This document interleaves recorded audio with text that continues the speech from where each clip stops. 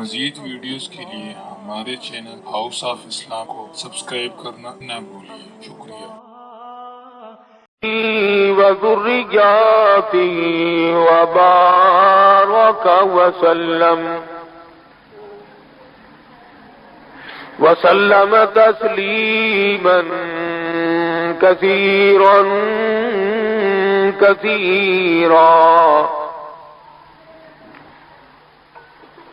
أما بعد فأعوذ بالله السميع العليم من الشيطان الرجيم بسم الله الرحمن الرحيم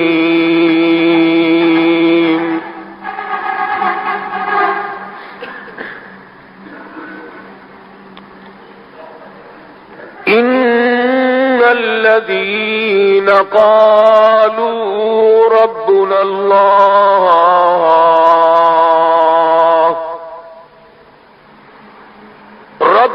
الله ثم استقاموا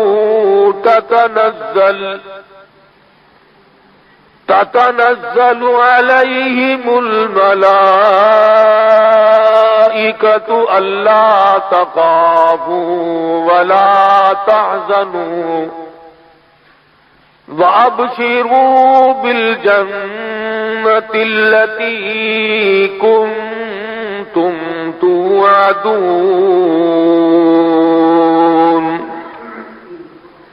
نحن أولياؤكم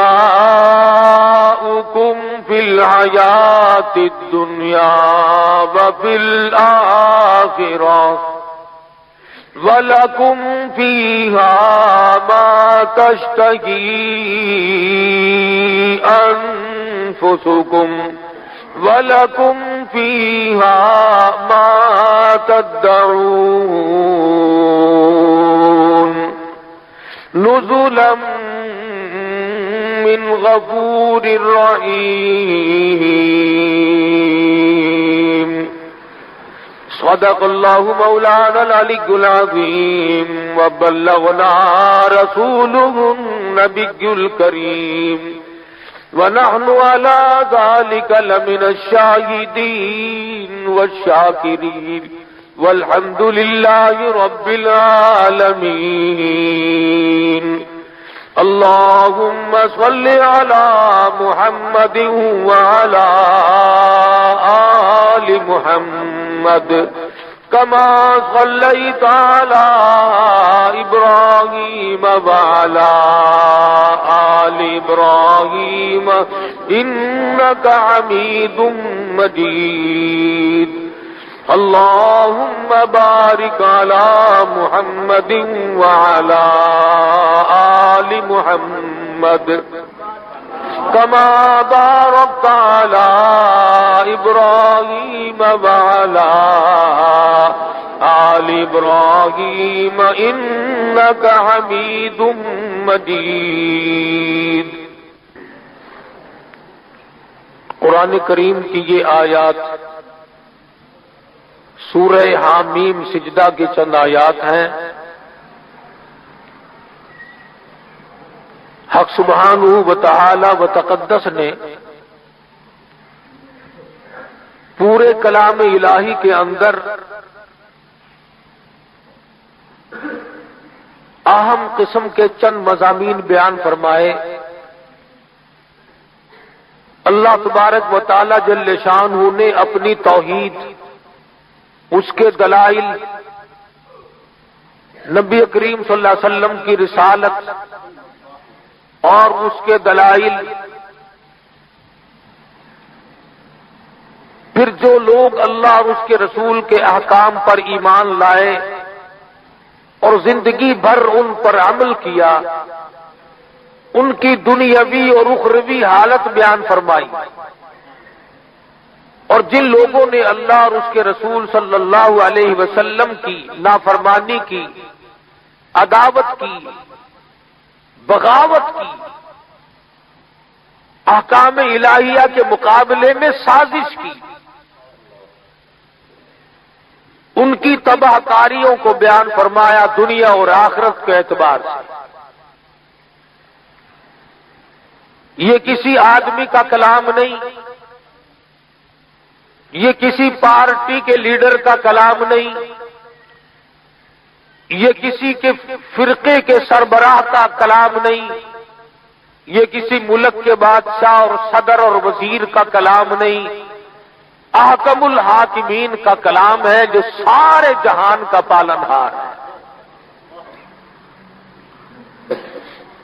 جو اپنی مخلوق کی خبر رات دن صبح و شام ہر آن ہر لمحہ ہر گھڑی رکھتا ہے، ایک سیکنڈ کے لیے بھی اپنی مخلوق سے اللہ پاک غافل نہیں ہوتے۔ تو 1000 مرتبہ اسے بھلا، وہ ایک مرتبہ بھی تجھے اپنی نعمتوں سے محروم نہیں کرتا۔ شکوے کرو، دین الہی کا مقابلہ کرو، احکامات خداوندی کے مقابلے میں عداوت اور سازشیں کرو، اسے اچھی طرح سے علم ہوتے ہوئے پھر بھی وہ اتنا بڑا کریم ہے، سب کو پیٹ بھر کے کھلاتا ہے۔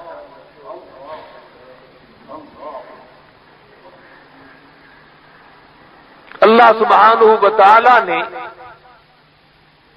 دنیا کے اندر جن لوگوں کی آخری حالت بنے گی اس کو ذکر فرمایا جو بعض لوگوں کو حاصل ہوگی،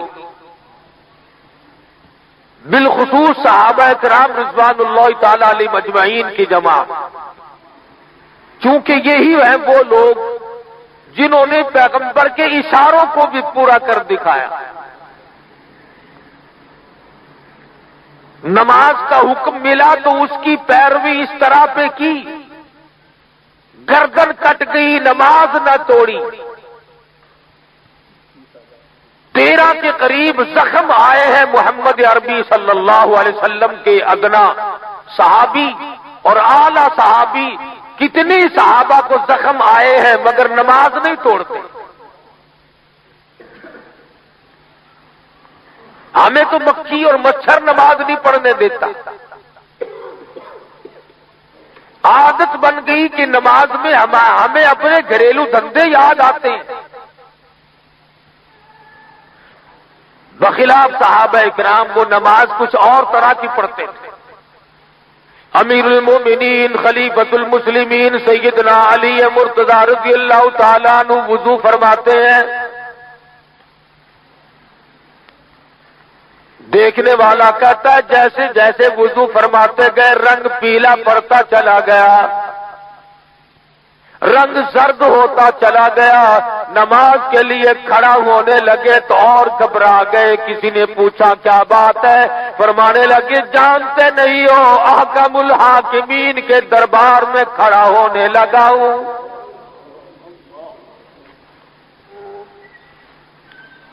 سیدنا حسین رضی اللہ تعالیٰ عنہ وضو فرماتے ہیں،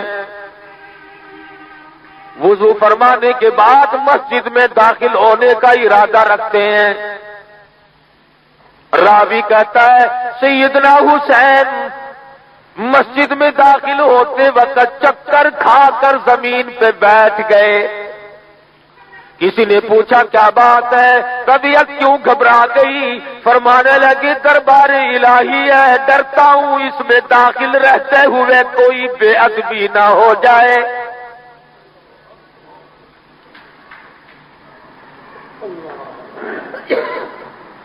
کس طرح کی نماز پڑھتے تھے یہ لوگ؟ امام زین العابدین رحمہ اللہ تعالی علیہ ہیں، رات دن میں فرض نمازوں کے علاوہ 24 گھنٹے میں 1000 رکعت نفل پڑھنے کا معمول ہے۔ رات کا وقت ہے، ٹھنڈی ہوا چل رہی ہے، اللہ والے نے دروازہ بند کر کے انگیٹھی میں کولے سلگا کر نماز کی نیت باندھ لی، اور نماز کی نیت باندھے اللہ کے قرآن کی تلاوت شروع کر دی، سورہ کہف پڑھ رہے ہیں، کولا چٹخا سامان میں آگ لگی، چھت میں لگی، دروازے میں لگی، لوگوں نے شور مچایا حضرت دروازہ کھولو، حضرت دروازہ کھولو، دروازہ کوئی نہیں کھولتا، دروازہ توڑا اور یقین ہو چلا کہ امام زین العابدین جل کر شہید ہو گئے، لیکن لوگوں کی آنکھوں نے دیکھا امام زین العابدین اتنے ہنگامے کے بعد بھی بالکل اطمینان سے مصلی پہ کھڑے ہوئے، نیت باندھے ہوئے اللہ کا قرآن پڑھ رہے ہیں۔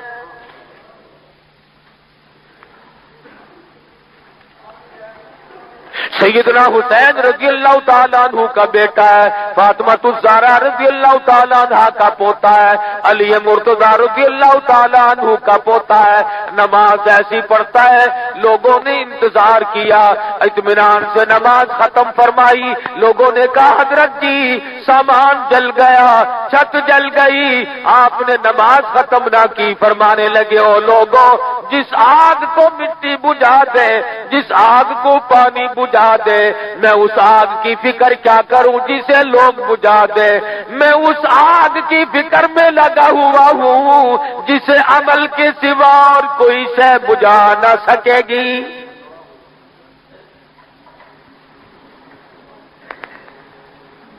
کس طرح کی نماز پڑھتے تھے یہ حضرات، چاہے ان کو کتنی زحمت کا سامنا کرنا پڑا، کتنی تکلیفیں اٹھانی پڑی، صحابہ کرام کبھی نماز قضا نہیں ہونے دیتے تھے۔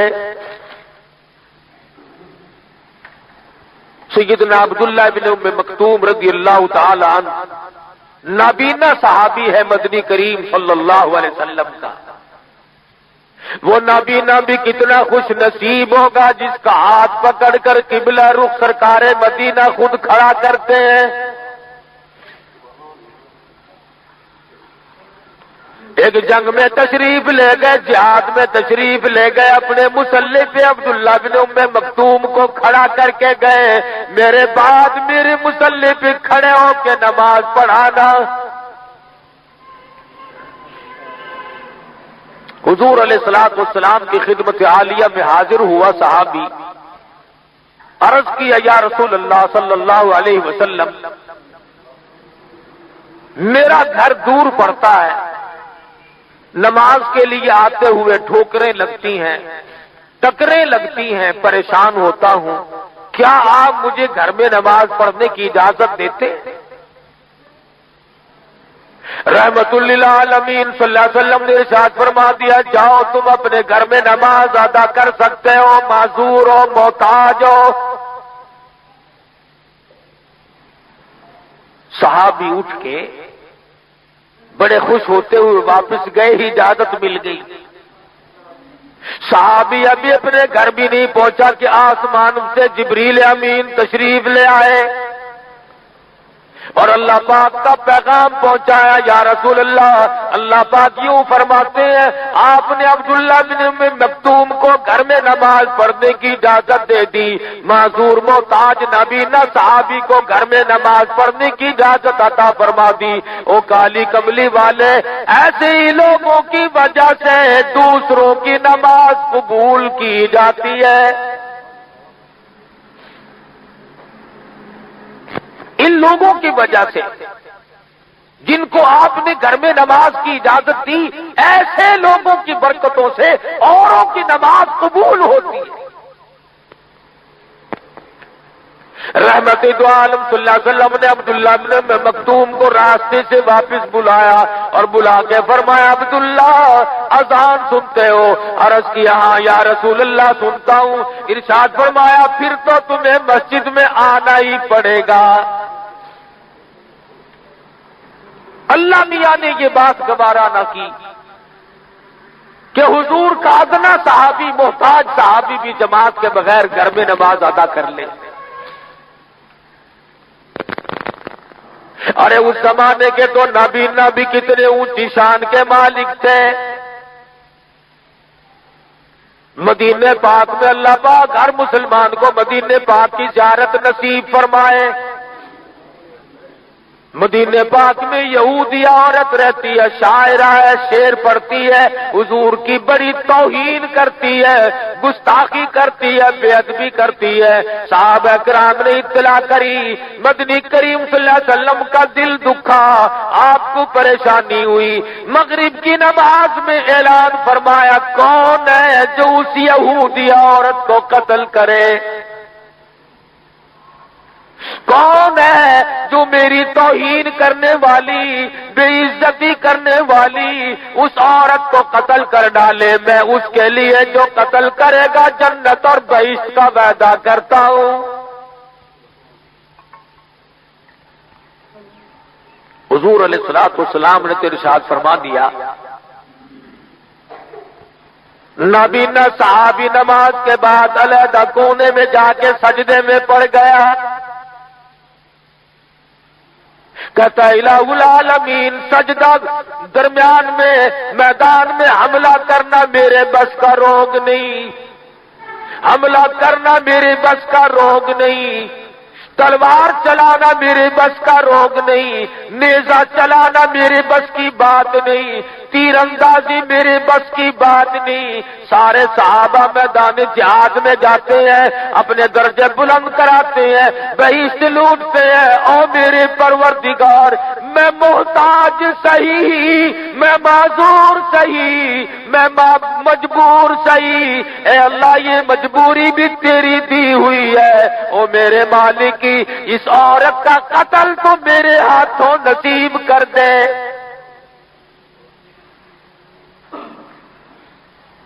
بتاؤ کس نے اس کے ذمے لگایا تھا؟ آج ہر مسلمان کہتا ہے میری کوئی ذمہ داری نہیں، مجھے کیا کرنا ہے، اپنے آپ لوگ سنبھال لیں گے اپنا کام۔ کوئی نماز پڑھے نہ پڑھے پرواہ نہیں، کوئی دینداری اختیار کرے یا نہ کرے پرواہ نہیں، کوئی اسلام کی قانون کی حمایت کرے مخالفت کرے پرواہ نہیں، ہمیں کیا لینا؟ ارے اس نابینا صحابی کو اس بات کا پتہ نہیں تھا جو تمہیں چل گیا۔ حضور صلی اللہ علیہ وسلم نے اشارہ بھی تو نہیں کیا کہ کوئی محتاج آدمی جا کر عورت کو قتل کرے، مطلق فرمایا، اور ظاہر ہے کہ حضور کا اعلان آنکھوں والوں کے لیے تھا، نوجوانوں کے لیے تھا، مجاہدوں اور غازیوں کے لیے تھا، لیکن تمنا اپنی اپنی اور حسرت اپنی اپنی ہے۔ نابینا صحابی سجدے میں پڑا ہوا رو رو کے دعائیں مانگ رہا، جس کی علیرا الہی، اور میرے پروردگار، نبی نے جنت کا وعدہ فرمایا، اس عورت کا قتل میں محتاج کے نصیب کر دے۔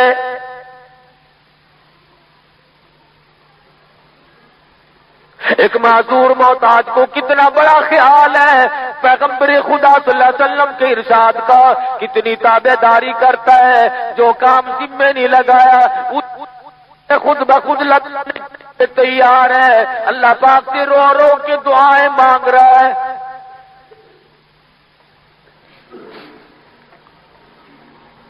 اور جو اچھے بھلے ہیں اس زمانے میں، آنکھوں والے، لکھے پڑھے،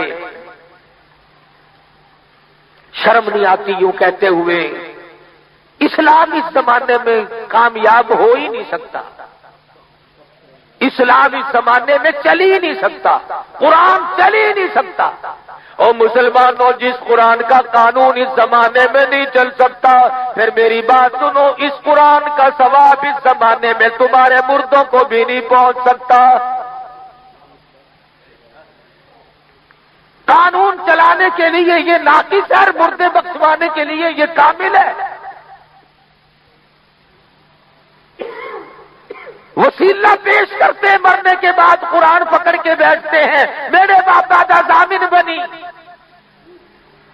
ساری عمر قرآن کو ضامن نہیں بنایا، ساری عمر قرآن کو گھر میں جگہ نہیں دی، دکان میں جگہ نہیں دی، منڈی میں جگہ نہیں دی، کاروبار میں جگہ نہیں دی، شکل میں جگہ نہیں دی، لباس میں اللہ کے قرآن کو کبھی جگہ نہیں دی، مرنے کے بعد کہتے ہیں یہ قرآن ہمارا ضامن بنے گا۔ لوگوں قرآن اتنا کملا کوئی نہیں۔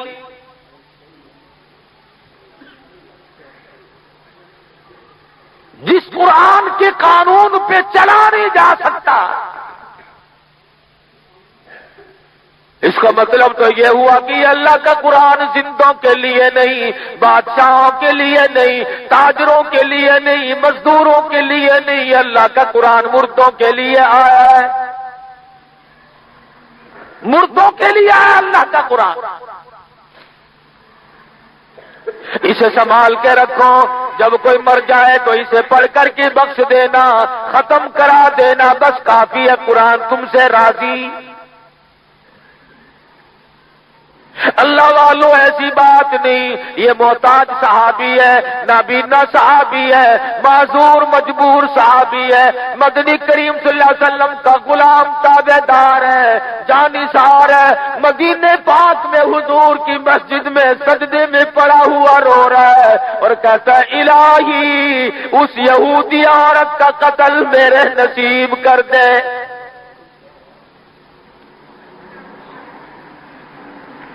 باقی صحابہ جو ہیں وہ تو ابھی سوچ ہی رہے تھے،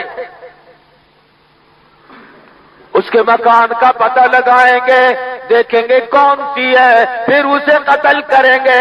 یہ صحابی دعا مانگ کر اللہ کا نام لے کر عشاء کی نماز پڑھ کے تلوار لے کے نکل گیا اور مکان پہ جا پہنچا، مکان کی دیوار پھلانگ کر اندر داخل ہو گیا، دیکھا سو رہی ہے۔ ارے اگر یہ ڈر نہ کیا کہ شاید مجھے دیکھ لے گی تو مارے گی، اور کوئی آدمی ہوگا وہ مجھے قتل کر دے گا، کہتا ہے میری ٹکڑے ہو جائیں پر مدنی کریم کی زبان نکلی ہوئی مجھے نصیب ہو جائے۔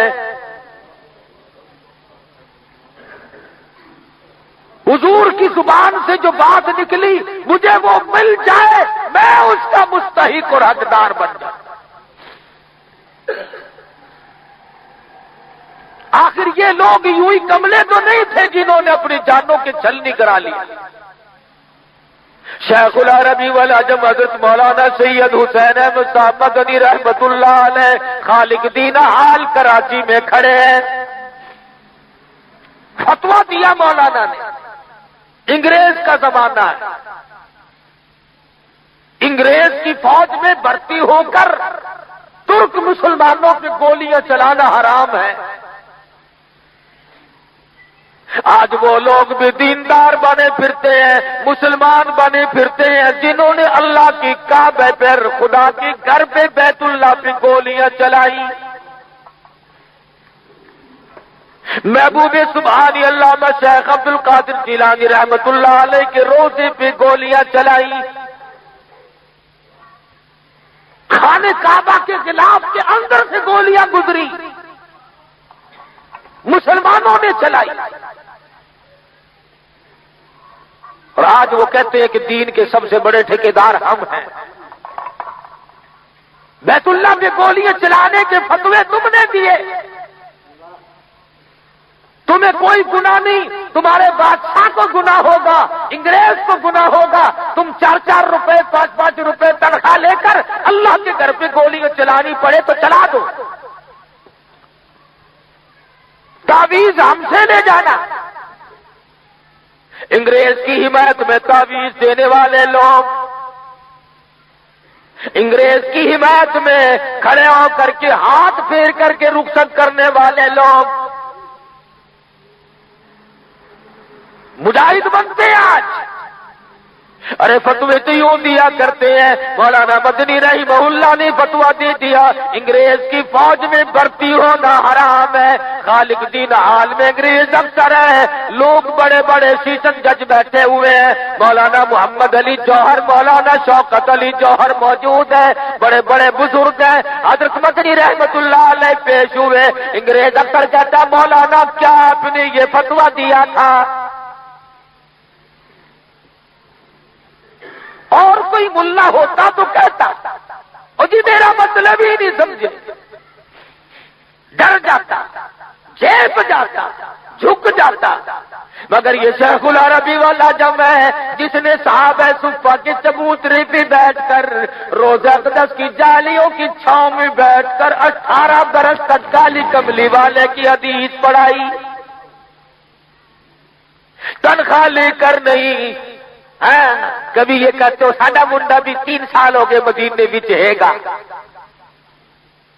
پیسے کما کر کے نہیں، تنخواہ لے کر کے نہیں، وظیفہ لے کے نہیں۔ خود حضرت نقش حیات میں لکھتے ہیں 1 چھٹاک مسری کی دال پانی میں ابال کر 11 آدمی پی کے گزارا کرتے تھے، 1 چھٹاک مسری کی دال۔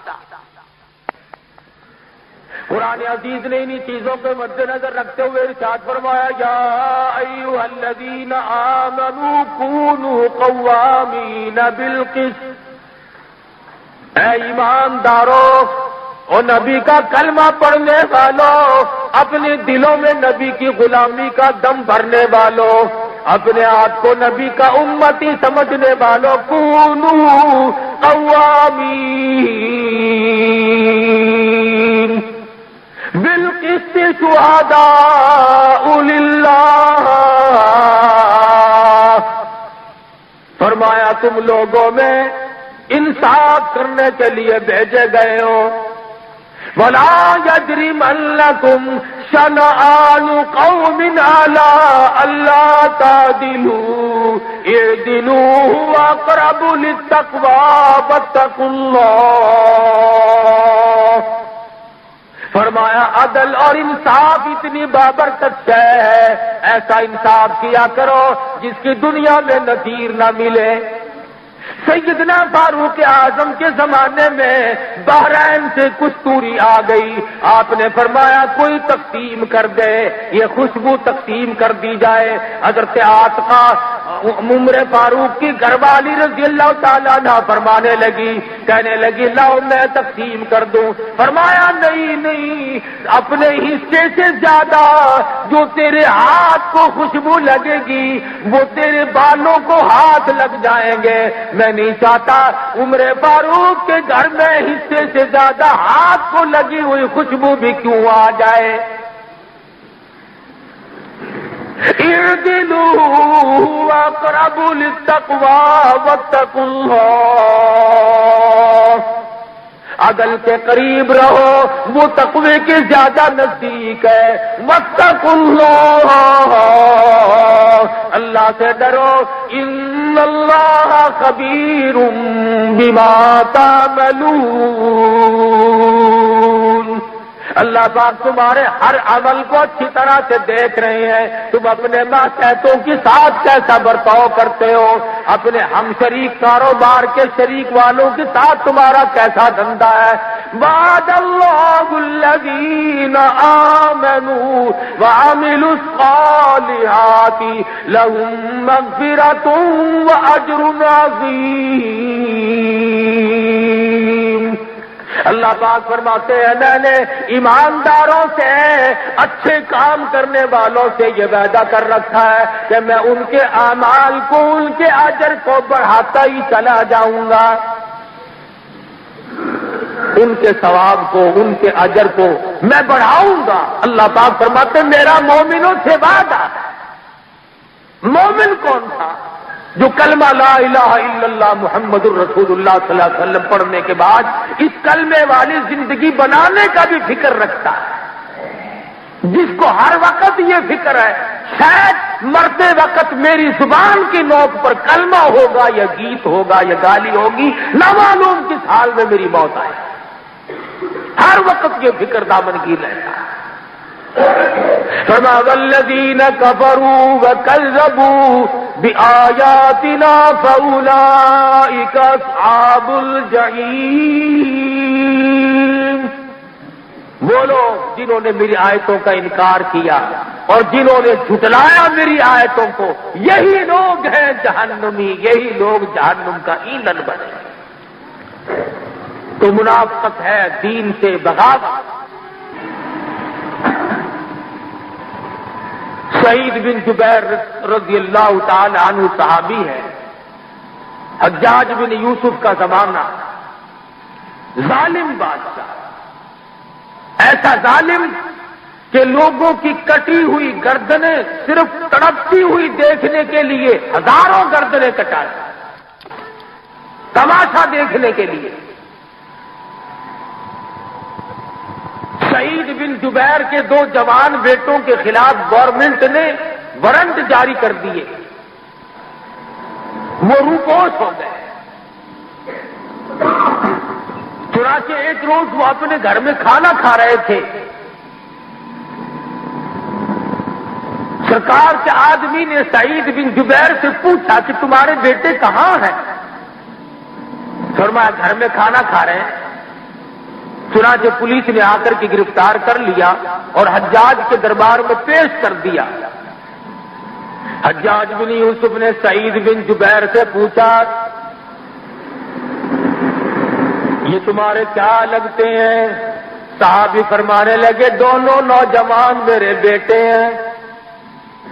حجاج بن یوسف کہنے لگا جب تم جانتے ہو کہ ان کو پکڑتے ہی، ان کو گرفتار کرتے ہی میں قتل کرا دوں گا، تو باپ ہو کر تم نے کیسے بتلا دیا کہ بیٹے اندر کھانا کھا رہے ہیں؟ صحابی برجستہ نے فرمانے لگے او ظالم بادشاہ، میں نے دونوں چیزوں کا موازنہ کیا کہ میرے بیٹے آج ظالم سے بچ جائیں گے، آج مرنے سے بچ جائیں گے، کل موت آئے گی، پرسوں موت آئے گی، لیکن میں نے ان دونوں چیزوں کا موازنہ کیا، ایک طرف میرے دونوں بچوں کی سر اترنا قلم ہو جانا اور دوسری طرف جھوٹ بول کر کالی کملی والے کے دربار میں قیامت میں شرمندگی اٹھانا۔ حضور کے دربار میں اگر مجھے سرکار نے فرما دیا سعید بن جبیر اولاد کے پیچھے تم نے جھوٹ بول دیا تھا، میں اپنے محبوبہ کا کو کیا جواب دوں گا؟ میں نے قیامت کی ذلت سے بچنے کے لیے صحابی نے چھپایا، اللہ نے ظاہر کر دیا۔ نماز فجر کے بعد لوگ اٹھ کے جانے لگے، ارشاد فرمایا ٹھہر جاؤ میں تمہیں جنتی آدمی کی زیارت کراؤں گا۔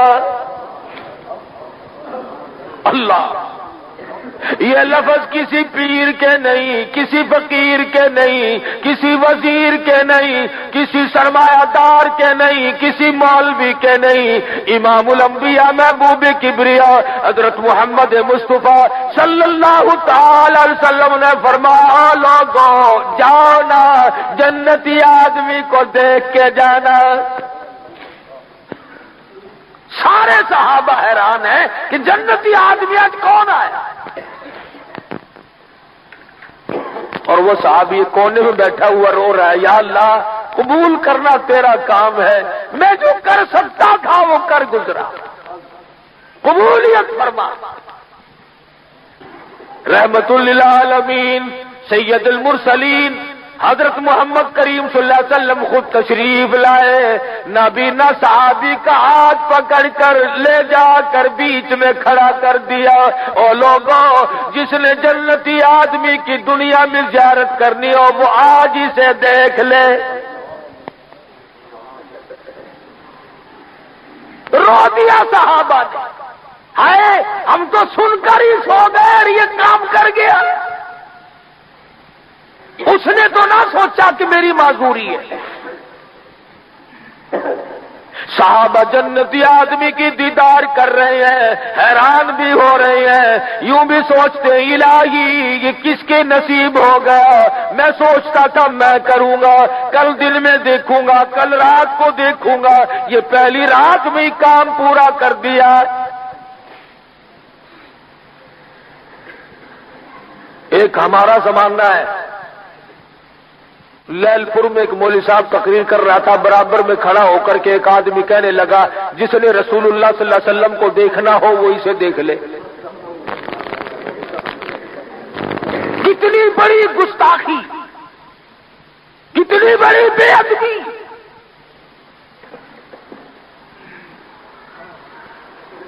آدم علیہ السلام سے لے کر عیسیٰ علیہ السلام تک کے سارے رسول، سارے نبی، سارے پیغمبر سارے جان کے ولی، سارے قطب، سارے ابدال، سارے صحابہ تمام کے تمام ایک پلے میں رکھ دیے جائیں، آمنہ کے در یتیم کے مقابلے میں نہیں آ سکتے۔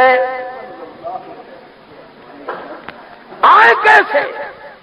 یہ باتیں اس لیے کرتے ہیں کہ ہم نے حضور کی زیارت نہیں کی۔ خام میں بھی اگر زیارت ہو جاتی، خدا کی قسم مزہ آ جاتا۔ ہاں کبھی ایسا ہوتا ہے، مولانا مظفر حسین کاندھلی ہیں رحمت اللہ تعالی علیہ، پانی پت سے پیدل چلے، درمیان میں ایک بستی آئی، اس میں قیام کر لیا، ٹھہر گئے، مسجد کو دیکھا، پتے بھرے پڑے ہیں، کوڑا ہے، کرکٹ ہے، مسجد میں جھاڑو دینے والا کوئی نہیں۔ بڑا خوش نصیب ہے وہ آدمی جس کو مسجد کی خادمیت مل جائے۔ آج اس تو لوگ ناز سمجھتے ہیں، میں ڈی سی کا بنگی ہوں، میں ایس پی کا بنگی ہوں، میں کمشنر کا خادم اور چپڑاسی ہوں، میں گورنر کاردلی ہوں، میں صدر مملکت کاردلی ہوں۔ ارے کتنا کمال کا وہ آدمی جس کو اللہ میاں اپنے گھر کاردلی بنا لے، خدا جس کو اپنے گھر میں قبول فرما لے۔ یہ جو تم مسجد میں بیٹھتے نہیں، تم یوں نہ سمجھو کہ ہم نہیں بیٹھتے، اللہ نہیں بیٹھنے دیتا کہ جاؤ تم اس قابل ہو کہ تھوڑی دیر میرے گھر پہ آؤ۔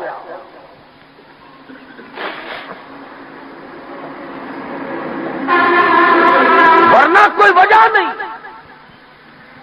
مولانا نے مسجد کی صفائی کی، اذان دی، دو چار آدمی نماز کے لیے آ گئے۔ ایک آدمی کہنے لگا مولانا میں کھانا لاؤں گا، آپ جائیں نا، بغیر کہے۔ یہ تو آج ہمارا زمانہ ہے نا، نماز کا سلام پھر کے اعلان ہوتا ہے، روٹی لانا مسافر ہے، بہشت پلے باندھ رکھی ہے، میں سب کو دے کے جاؤں گا۔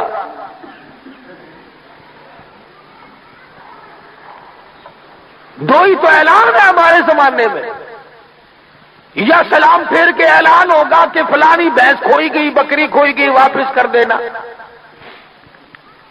کہنے لگا مولانا میں کھانا لاؤں گا۔ 3 روٹیاں لا کے اس نے دی۔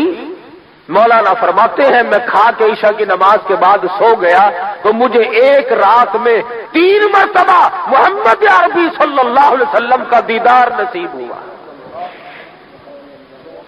3 مرتبہ حضور کی زیارت ہوئی صلی اللہ علیہ وسلم۔ اب بتاؤ ایسی جگہ کون چھوڑے؟ مولانا ٹھہر گئے وہی کہ بابا یہ تو مسجد ویسی پتوں والی نظر آئی، یہاں تو اللہ کا کرم برس رہا ہے۔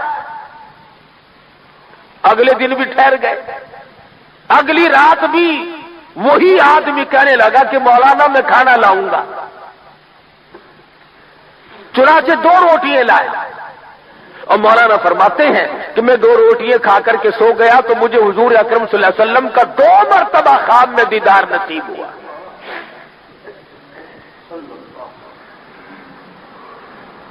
تیسرے دن مولانا فرماتے میرا وہاں سے جانے کو جی نہ کرے، جاؤں کیسے؟ جہاں اتنی بڑی دولت ملتی ہو اس جگہ کو کون چھوڑے؟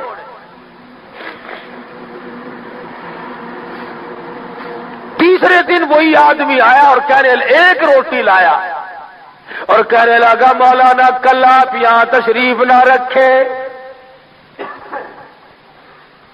مولانا فرماتے ہیں کہ 1 روٹی کھا کے جب میں سویا تو مجھے حضور کا 1 مرتبہ خواب میں دیدار نصیب ہوا صلی اللہ علیہ وسلم۔ اب میری سمجھ میں یہ بات آ گئی کہ یہ مسجد کی برکت نہیں، یہ اس بستی کی برکت نہیں، یہ تو اس کی روٹیوں میں کوئی برکت ہے۔ 3 کھائی تو 3 مرتبہ، 2 کھائی تو 2 مرتبہ، 1 کھائی تو 1 مرتبہ حضور کا دیدار نصیب ہوا صلی اللہ علیہ وسلم۔ یہ تو اس کی روٹی میں کوئی برکت۔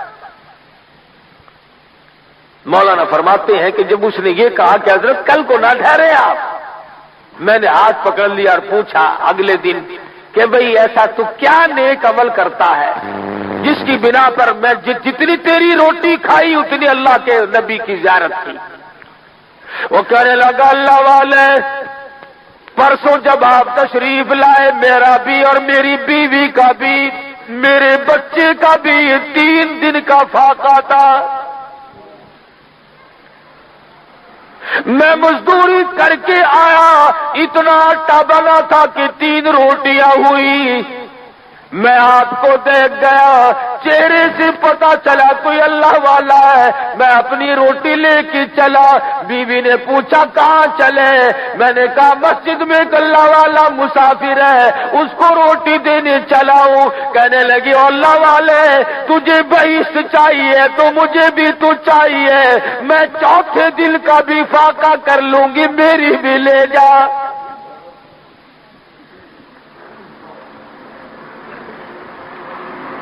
جب میں 2 روٹیاں لے کے چلا، میرا بچہ ننھا سا پیچھے پیچھے دوڑا اور کہنے لگا ابا جان میں بھی تو تمہارا ہی بیٹا ہوں، تم اپنی روٹی اللہ والے کو دینے چلے آؤ، میرے نام کی بھی لے جاؤ. کہنے لگا آپ نے پوچھا ہے عالم دین ہو، جھوٹ نہیں بولنا. ہم نے تینوں نے فاقے پہ فاقہ کر لیا. اور جو دوسرا دن آیا تو بچے کی حالت بگڑ گئی تھی، اس کی روٹی اس کو دے دی. میں نے اور میری بیوی نے 5ویں دن بھی فاقہ کر لیا، پتے تھوڑے سے چبا لیے. کوئی مصیبت تو نہیں، خوشی سے چبا رہے ہیں. کیوں؟ اس لیے کہ اللہ کے دربار میں جو مسافر آ کر کے بیٹھا ہے اس کی خدمت کرنا یہ خداوند عالم کی رضامندی کا بہت بڑا سبب بنے گا. اور کہنے لگے تیسرے دن بیوی کی حالت خراب ہو گئی، اس کی نام کی بھی روٹی اسے دے آیا ہوں، اور کل کو میرا 6واں دن ہو جائے گا، مجھے اپنے اوپر بھی اعتبار نہیں، کل کو کہیں میرا قدم نہ پھسل جائے. اس لیے میں نے کہا ہے کہ کل آپ تشریف نہ رکھیں. کہا یہ لوگ خواب میں بھی نصیب نہیں. ان حضرات کو کم سے کم خواب میں تو حضور صلی اللہ علیہ وسلم کا دیدار ہوتا تھا. سلطان نور الدین زنگی رحمت اللہ علیہ بادشاہ ہے مصر کا، سعودی عرب اسی کے زیر نگی ہے، مکے مدینے میں اسی کی بادشاہت ہے. انگریز نے 2 ایلچی بھیجے، 2 جاسوس بھیجے کہ جاؤ مدینے پاک میں جا کر خوب خیرات کرو، سخاوت کرو، لوگوں کو پانی پلاؤ، ستو پلاؤ، بھوکوں کو کھانا دو، ننگوں کو کپڑا دو ہماری طرف سے، اور تم کہیں شہر سے دور سے نقب لگاؤ، زیر زمین سرنگ بناؤ، گنبد خضرا میں سے مدنی کریم صلی اللہ علیہ وسلم کا جسم اقدس نکال کے لاؤ. اس لیے کہ مسلمانوں کے پاس وہ برکت ہی نہ رہے. سرنگ بناتے جنت البقیع کے قریب مکان لے لیا، مٹی نکال کر قبروں پہ پھینک دیتے تھے اور پتھر رکھتے تھے سرنگ کے سوراخ پر. جب قریب پہنچ گیا سرنگ حضور صلی اللہ علیہ وسلم کے گنبد خضرا کے، سلطان نور الدین زنگی رحمت اللہ علیہ مصر میں سویا ہوا ہے، حضور اکرم صلی اللہ علیہ وسلم کا خواب میں دیدار ہوا. حضور نے فرمایا 2 شکلیں بھی دکھائی، اور نور الدین تو سویا ہوا ہے، مجھے یہ کتے ستا رہے ہیں.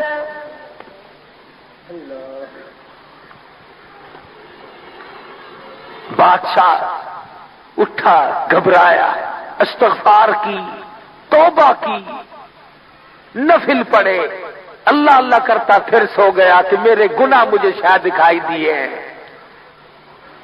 پھر مدنی کریم صلی اللہ علیہ وسلم کا خواب میں دیدار ہوا، اور وہی 2 آدمی دکھائے گئے کہ اے نور الدین تو سویا ہوا ہے اور مجھے یہ کتے تنگ کر رہے ہیں. پھر گھبرا کے اٹھا اور یہی کہا کہ میں خدا جانے کیا بننے والا ہے. پھر ذرا لیٹا کہ آنکھ لگ جائے، تیسری مرتبہ پھر امام الانبیاء محبوب کبریا حضرت محمد مصطفیٰ صلی اللہ تعالی علیہ وسلم کا خواب میں دیدار ہوا، زیارت ہوئی، اور فرمایا نور الدین اور غافل کیوں سو رہا ہے، مجھے یہ ستا رہے ہیں۔ وزراء کو طلب کیا، مشورہ کیا، سب نے مشورہ دیا کہ جلدی مدینے پاک چلو۔ تمام مدینے پہنچے، اللہ ہر مسلمان کو مدینے پہنچائے۔ مدینے کا جانا بھی باعث رحمت ہے، اور لوگوں مدینے میں مر جانا بھی بڑے کام کی بات ہے۔ مدنی کریم کا قیامت تک پڑوسی بن جائے، محمد کریم صلی اللہ علیہ وسلم کے سوئے ہوئے 10,000 جرنیلوں کا، حضور کی ازواج مطہرات کا، ہماری ماؤں کا، اور حضور صلی اللہ علیہ وسلم کی بیٹیوں کا پڑوسی بن جائے، اور کیا چاہیے؟ بادشاہ مدینے میں آیا، خیرات کی، کل مدینے کے مردوں کی، دیکھتے رہے، دکھائی نہیں دی، کل مدینہ کھا کے چلا گیا۔ پوچھا بھائی کوئی اور باقی ہے کہ جی کوئی نہیں رہا۔ بڑے حیران ہیں کہ یہ ہوا کیا، مسئلہ تو پلے پڑا ہی نہیں، بات تو بنی نہیں، کیا بنے گا؟ بڑے اصرار سے، حکام سے، افیسروں سے، عوام سے پوچھا، اکرے بھائی کوئی بوڑھا، کوئی جوان، کوئی چھوٹا، کوئی بڑا، کوئی مسافر، کوئی پردیسی، کوئی رہ تو نہیں گیا ہو؟ ایک آدمی کہنے لگا جی 2 آدمی بڑے سخی ہیں، وہ کسی کی دعوت کھاتے ہی نہیں، وہ تو کھلایا کرتے ہیں، بڑے اچھے آدمی ہیں اور بڑے نیک ہیں۔ انہوں نے کہا بلواؤ۔ جب انہیں بلا کے لائے، بادشاہ دیکھتے ہی پہچان گیا کہ یہی ہیں وہ دونوں آدمی جو حضور اکرم صلی اللہ علیہ وسلم نے 3 مرتبہ دکھائے تھے۔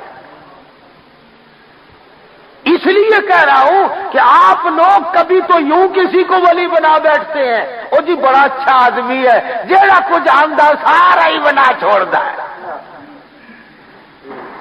اے بھی ولایت کا معیار نہیں۔ او جی دسو اس تو زیادہ اور کی نے کی ہے کہ سارا دن بہ کے مسافروں کو پانی پیاندا ہے، نماز نہیں پڑھتا تو کی ہویا، روزے نہیں رکھتا تو کی ہویا، پانی تو پلاندا ہے نا۔ آپ یقین کریں، اٹھا کر دیکھو تاریخ، بادشاہ نے جب حکم دیا اور ان پہ ڈنڈا بجنے لگا، پورا مدینہ کھڑا ہو کے رونے لگا، انہیں نہ مارو، بڑے اچھے ہیں۔ کیوں؟ وہ بظاہر تو اچھے ہی تھے نا، اگر وہ یہ کام نہ کرتے تو ان کا جموڑا کیسے جمتا؟ پانی پلانا، بھوکوں کو کھلانا، بیواؤں کی خبرگیری کرنا، بجایا ان پہ ڈنڈا کو۔ یہ ڈنڈے میں بھی بڑی کرامت ہے۔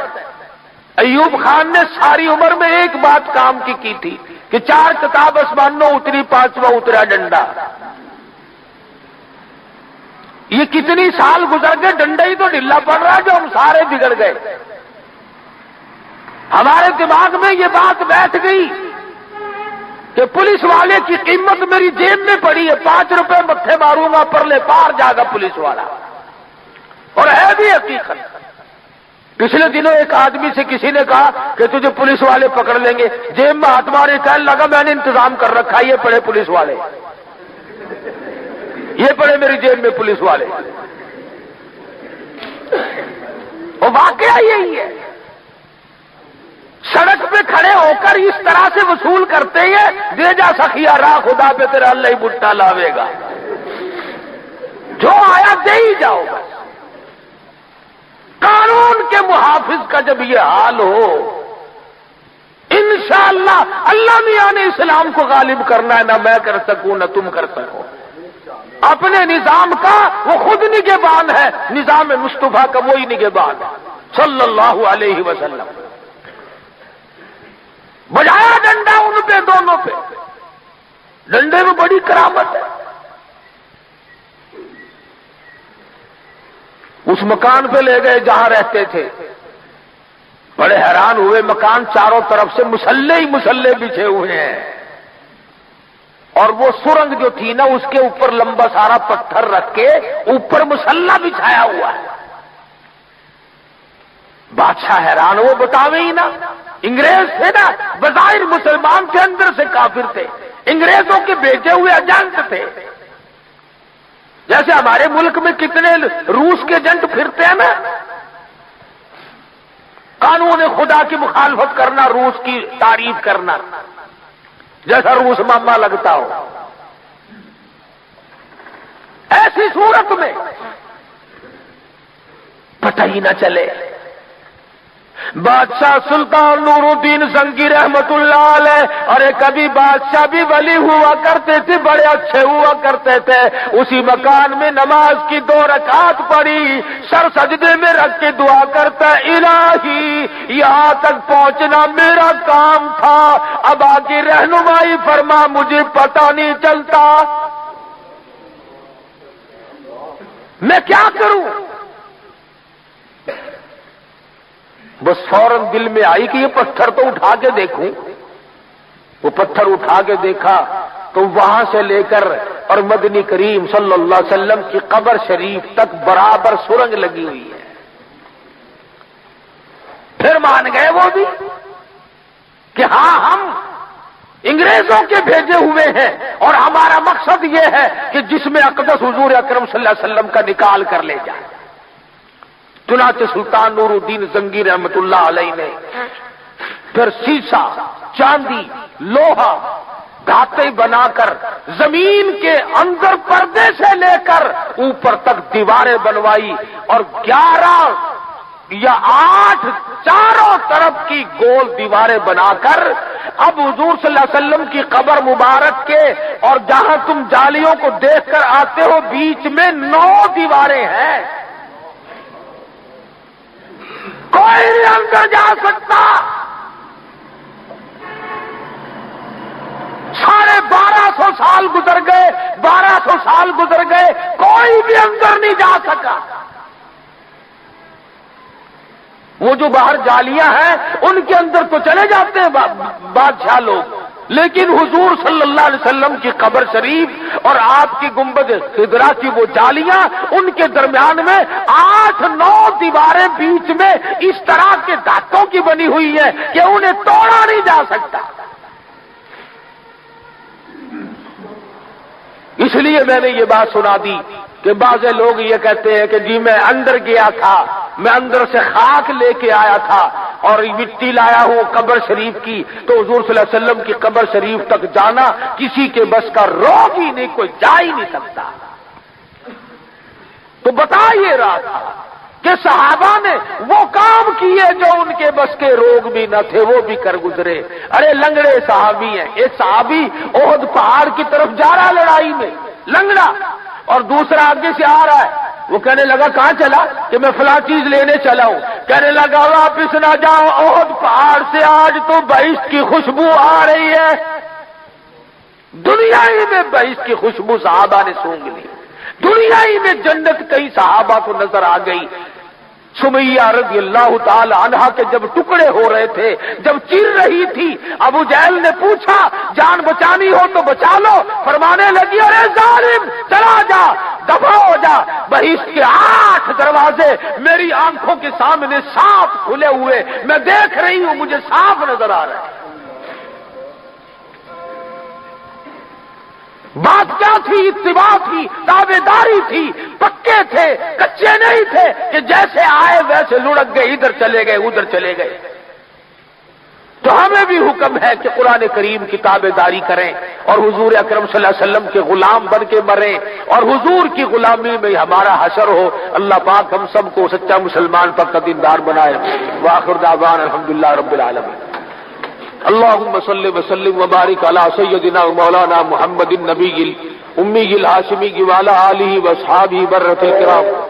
یا اللہ سب بیماروں کو شفا عطا فرما. یہ بھائی احتشام صاحب ہیں، ان کی ہمشیرہ کافی دنوں سے بیمار ہے، اللہ پاک سے دعا کرو خدا بندہ اپنا کرم فرما دے. اور ایک مائی بیمار ہے، اس کو کل نشتر داخل کر رہے ہیں، ٹانگ میں تکلیف ہے، یا اللہ اپنے فضل سے شفا عطا فرما دے. یا اللہ جنہوں نے ہمیں دعاؤں کے لیے کہا، جنہوں نے نہیں کہا، جو نزدیک ہیں جو دور ہیں، جو اسپتالوں میں ہیں یا اللہ سبھی بیماروں کو شفا عطا فرما دے، یا اللہ سب کے دکھ دردوں کو دور فرما، یا اللہ سب کی پریشانیوں کو دور فرما، سب کی مشکلوں کو آسان فرما، سب کے کاروبار میں برکت عطا فرما، سب کے روزی رزق میں وسعت عطا فرما۔ اے اللہ کسی کو کسی کا محتاج نہ بنا، اپنے دروازے سے ہم سب فقیروں کی جولیاں بھر دے۔ یا اللہ نظام مصطفیٰ صلی اللہ علیہ وسلم اس ملک میں کامل طور پر جاری ساری فرما۔ یا اللہ پاکستان کی حفاظت فرما، پاکستان کے داخلی خارجی دشمنوں کو ذلیل و خوار کر دے۔ یا اللہ جو مسلمانوں کو مٹانا چاہتے ہیں تو انہیں مٹا دے۔ یا اللہ پوری دنیا کے مسلمانوں کی جان مال عزت آبرو ایمان کی حفاظت فرما۔ یا اللہ یہودیوں کی سازشوں سے بچا، عیسائیوں کی سازشوں سے بچا، یا اللہ ہندو اور سکھوں کے منصوبوں سے بچا۔ یا اللہ ہم سب کو جنت الفردوس عطا فرما۔ یا اللہ ہم سب کو دردناک عذاب سے محفوظ فرما۔ یا اللہ ہمیں اور ہماری اولاد کو نیک اور نمازی بنا۔ یا اللہ قرآن کریم کا ذوق شوق نصیب فرما۔ یا اللہ مرتے وقت کامل ایمان کو خاتم بالخیر فرما۔ الہی ہمارے والدین کی مغفرت فرما۔ یا اللہ ہمارے بڑے اور بزرگوں کی مغفرت فرما۔ جتنے دنیا سے رخصت ہو گئے مرد عورت یا اللہ سب کی نجات فرما دے۔ یا اللہ سب کی بخشش فرما دے۔ ربنا تقبل منا انک انت السمیع العلیم وتب علینا انک انت التواب الرحیم۔ صلی اللہ علی حبیبی محمد وآلہ وصحبہ اجمعین۔ مزید ویڈیوز کے لیے ہمارے چینل ہاؤس آف اسلام کو سبسکرائب کرنا نہ بھولیے۔ شکریہ۔